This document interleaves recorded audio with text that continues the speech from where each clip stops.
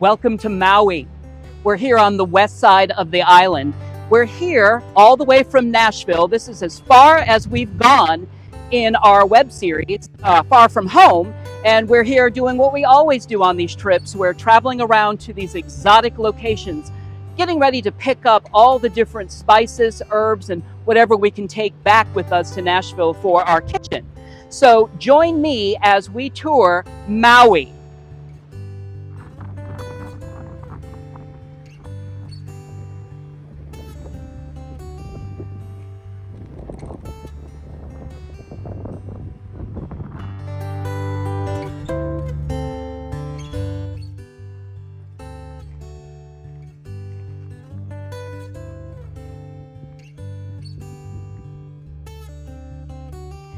We're on the western slope of Haleakala, a large volcano right in the center of Maui.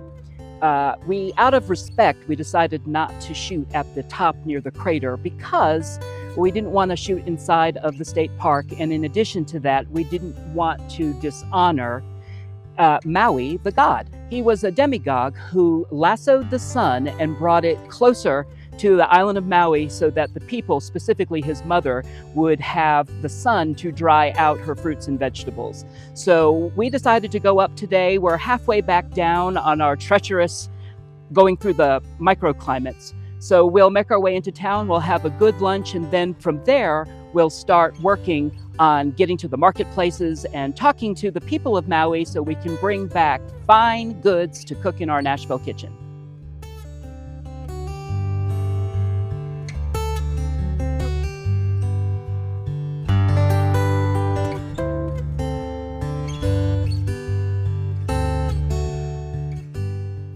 This tree is my very favorite tree on the planet. I visit it every time I come to Maui. I realized on this trip that it looks across the channel to the Big Island and has a clear view to Hapuna Beach, where I was almost killed by a rogue wave with my sister, and the site where I got married. Every time I come here, I marvel at the new things I find within the tree.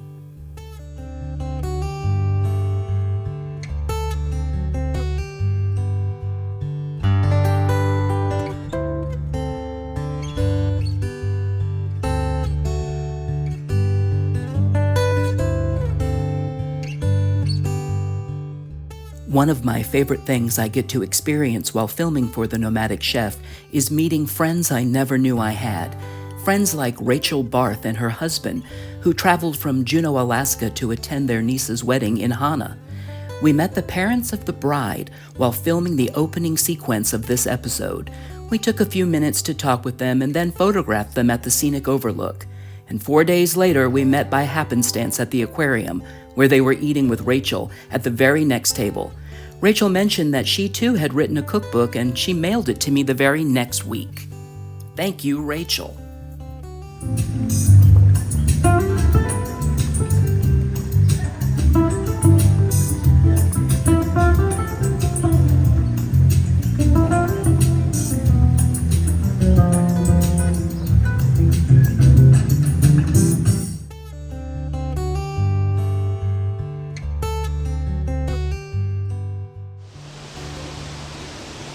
We are on our way to Hana. This is the famed Road to Hana. We'll be traveling all day with a private tour company. I'm really excited because in just a little while we're going to interview our tour guide. But until then, there are hundreds of waterfalls like this, dotted all along the way with beautiful bridges and picturesque scenery. So once we get down into Hana, we'll be able to see what's going on down in the town. Already we've stopped for fantastic banana bread, which we'll get to take pictures of and enjoy in just a little while. So join me as we ride to Hana.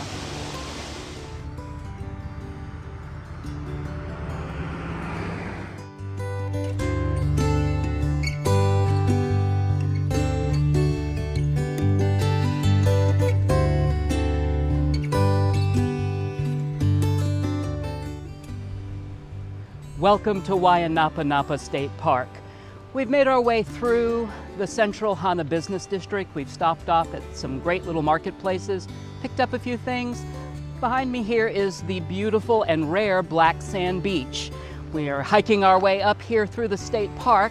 When we're done here, we'll rejoin our tour and we'll get to interview Lee. So let's sit back and enjoy the beautiful sights of Waianapanapa State Park.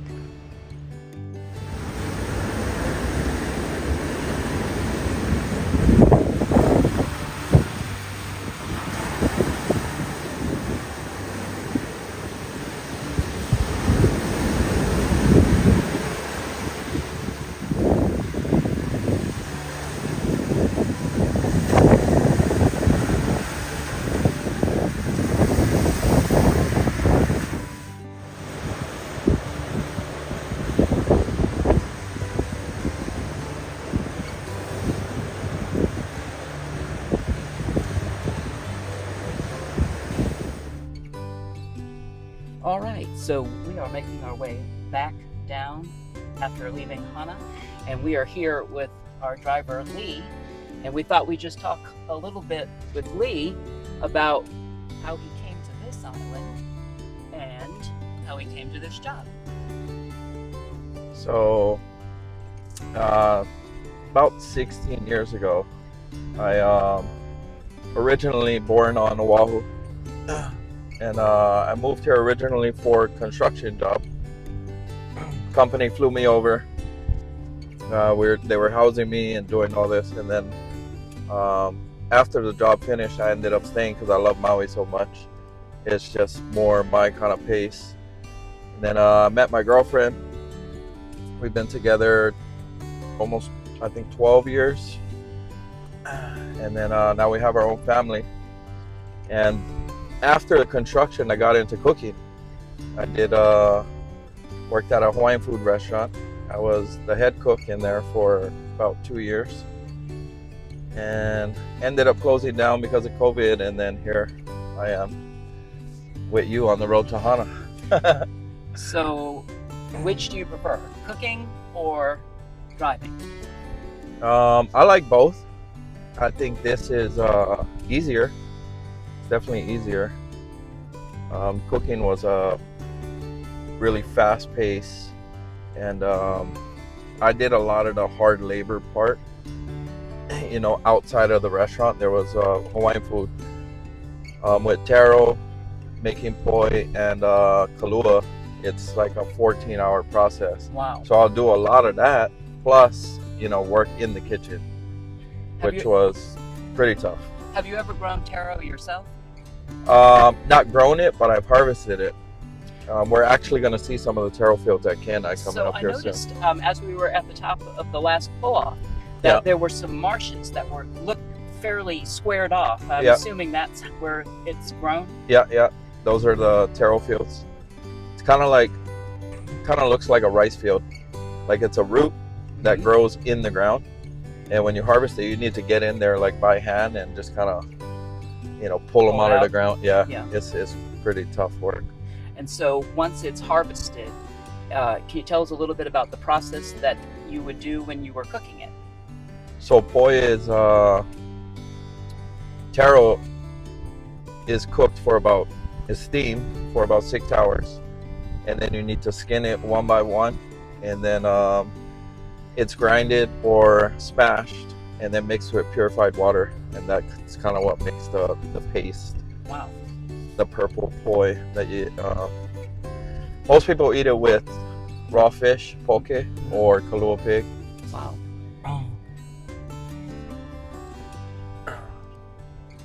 It's kind of like a Hawaiian starch, I guess. Sure. Kind of like your version of potato? Yeah, exactly.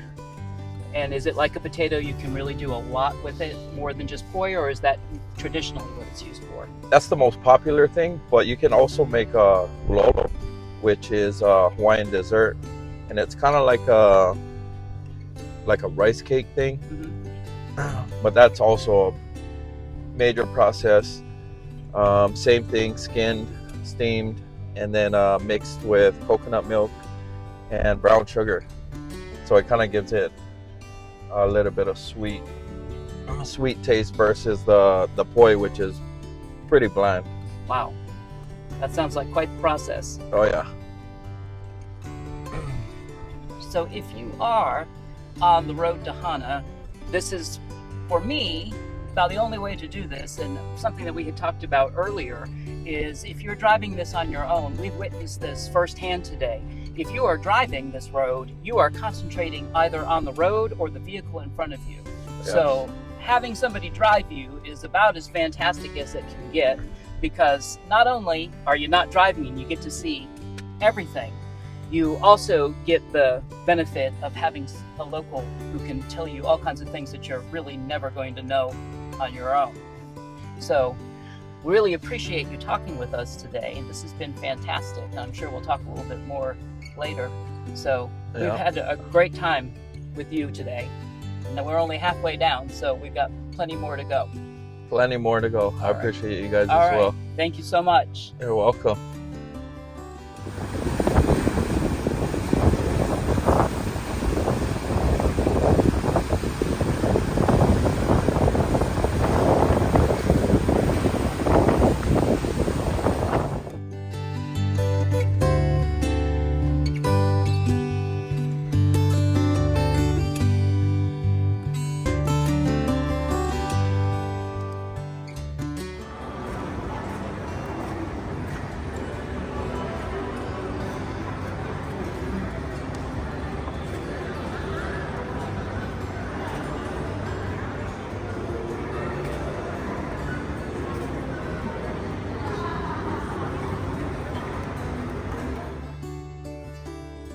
Good morning. It's bright and early. We are just outside the Upcountry Farmers Market. We're going to go in this morning, and we're going to take our time as we go through all the vendors, see what's going. I heard they have some really good baked goods in there, so we'll get to check that out. I doubt we'll be able to take any of the agricultural ingredients back with us because Hawaii has such strict agricultural rules bringing things back to the mainland, but we'll see what we can find, and we'll have a great time, I'm sure. So join me as we explore this farmers market.